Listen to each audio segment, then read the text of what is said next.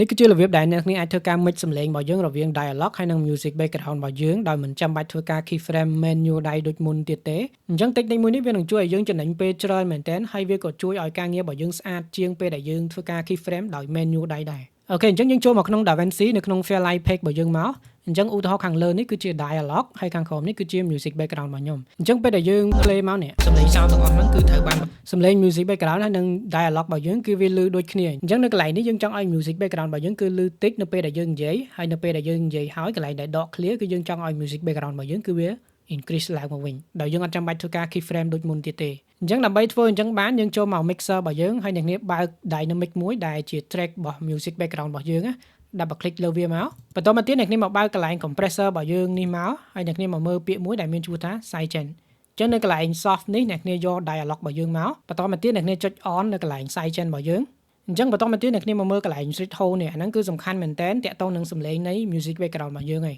តែយើងចង់ឲ្យវាលឺប៉ុណ្ណានៅពេលដែលសំឡេង dialogue របស់យើងនិយាយហ្នឹងណាអញ្ចឹងកន្លែងនេះអ្នកនាងដកវាឲ្យទាបមកដើម្បីឲ្យ dialogue របស់យើងគឺវាលឺច្បាស់ជាង music background អញ្ចឹងខ្ញុំដកវាចន្លោះ around 40 ទៅ 50 មកបន្តមកទៀត ratio គឺតាក់ទងនឹងការ compress ទៅលើ music background របស់យើងអញ្ចឹងអ្នកគ្នាតឡើងវាត្រឹម3ទៅ4មកដើម្បីកុំឲ្យ music background របស់យើងវា compress ខ្លាំងពេកបន្តមកទៀតកន្លែង attack នេះអ្នកគ្នាតឡើងវាឲ្យកប់មកចាំតិចទៀតខ្ញុំបញ្យល់វាហើយតាក់ទងនឹង hold នេះយើងតឡើងវាបន្តិចមកហើយតាក់ទងនឹង release នេះយើងតឡើងវាអស់មកអញ្ចឹងតាក់ទងនឹង attack ហើយនឹង hold នេះក៏ដើរតួនាទីសំខាន់ដែរនៅពេលដែលសំឡេង background របស់យើងវាឡើងចុះឥឡូវយើង play របស់យើងសិនមកបង្កើតឡើងដោយឧបករណ៍មួយដែលមានឈ្មោះថា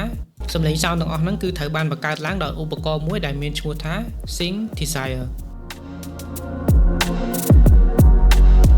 ចឹងអ្នកឃើញពេលដែលសំឡេងយើងនិយាយគឺ music background គឺវាទាបប៉ុន្តែនៅកន្លែងណាដែលមាន dialogue របស់យើងគឺ music background គឺវានឹង push up ឡើងមកវិញឥឡូវខ្ញុំមកបញ្យល់តាក់ទងនឹង attack ហើយនឹង hold នេះបន្តិចអញ្ចឹង hold នេះបើសិនតែគ្នាតឡើងវាខ្លាំងវានឹងធ្វើការ hold នៅកន្លែងដែលសំឡេងយើងអត់និយាយនេះមានថា music background គឺវាចាប់ដើម hold ដូចគ្នាឥឡូវយើង play សិនមក Synthesizer នេះឃើញស្ដាប់ទៅវាអត់ទាន់ឡើងទេmusic background នៅពេល dialogue របស់យើងអត់និយាយក៏ដោយក៏វាអត់ទាន់ push ឡើងដែរអញ្ចឹងកន្លែងហ្នឹងគឺតាក់ទងនឹង hold ហ្នឹងឯងអញ្ចឹងយើងកុំដាក់ hold វាខ្លាំងពេកកុំឲ្យវា hold យូរយើងដាក់វាបន្តិចមកនៅពេលដែល dialogue យើងចប់ភ្លាមគឺ background music របស់យើងគឺវា push ឡើងមកភ្លាម Synthesizer អូខេបន្តមកទៀតតាក់ទងនឹង attack នេះបើសិនអ្នកគ្នាដាក់វាតិចគឺវានឹងកតាក់មានន័យថាវាអត់ fade កន្លែងដែលឡើងចុះឥឡូវខ្ញុំ play ឡើងនេះឲ្យមើលបន្តិចអញ្ចឹងអានេះនេះអញ្ចឹងអ្នកគ្នាឃើញនៅពេលដែល dialogue យើងចាប់ផ្ដើមនិយាយភ្លាម music background របស់យើងគឺវាអត់ fade ទេមានថាវាតម្លាក់មកក្រោមភ្លាមហ្មងអញ្ចឹងវាធ្វើកន្លែងហ្នឹងដូចយើងកតាក់បន្តិចអញ្ចឹងកន្លែងហ្នឹងដែលយើងត្រូវបើក attack របស់យើងធំតិចមកដើម្បីវា fade ស្ដាប់ទៅវា blend ចូលគ្នាស្អាតណា